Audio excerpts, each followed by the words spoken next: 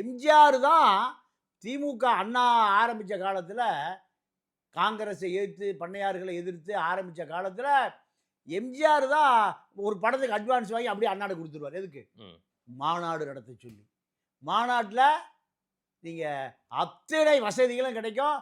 3 நாள் மாநாடு. ராத்திரி தூங்குவான், காலையில் 9 மணிக்கு மாநாடு ஸ்டார்ட் ஆயிரும். இப்படி 3 நாள் நடக்கும்.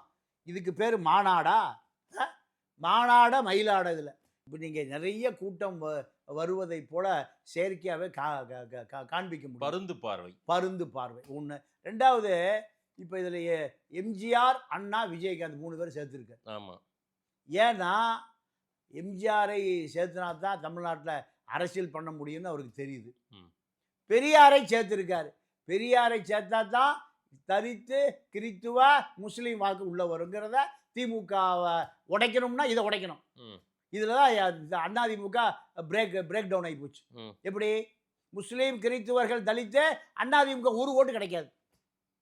திமுகவுடைய வாக்கு வங்கி பலமே எது? முஸ்லீம் கிறித்துவ தலித் தான். இப்போ அதனால தான் இவர் அண்ணாவையும் பெரியாரையும் எம்ஜிஆரையும் விஜயகாந்தையும் எடுத்திருக்கிறார்.